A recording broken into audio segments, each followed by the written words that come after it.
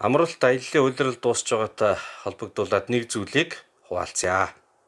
Монгол хятадаас өөр. Хятадын Шанси өвөр Монголын ордсын том чулуун хөшөөнүүдийг очиж үзсэн. Өвөр Монголд Монгол гэж ялгарх зүйл тун ховор үлдсэн учраас дотоодын зуучтай татахын тулд тэд хиймэл байгууламжуудыг барьдаг. Хятадуудад магадгүй сонирхолтой. Харин барууны муу Японы зуулчин тэрийг хараад хятадууд ямар том барилга барьдаг, барилгачд вэ гэж гайхнуухээс биш Монголын түүхийн өв соёл гэж бол харахгүй. Монгол бол өөр. Жишээлбэл Төв Азийн нутагт байдаг буган чулууны дийлэнх нь Монголд.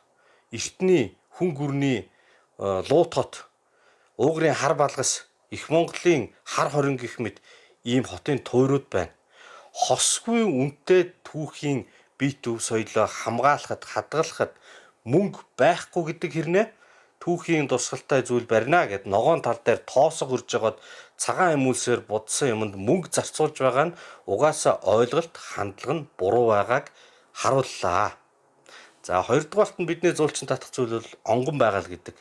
Гэтэл нөгөө үзэмжт газраа тулгаад тойруулаад зуулчны баазууд бариад байгалийн үзэмжийг бетон барилгаар хурц өнгө будгаар дарддаг нь буруу байна. Засан сайжруулж яана гэд ногоон тал дээр тогтсон өвөрмөц тайхар чулууг тойруулаад бетон цутгацсан чинь нэг аймгийн төвийн талбай шиг болчихжээ. Ингэж гутаамааргүй байна. Гайгүй байвал ямар байж болох вэ гэхээр жишээ нь дунд говийн тэр цагаан суврагын дэр гэдэг нэг бааз байна.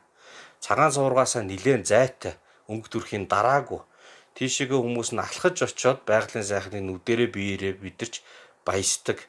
Нөгөө зайтай бааз нь болохоор говь нутгийн өвөрмөц үзэмжид бас нийцтэйгээр хийгдсэн.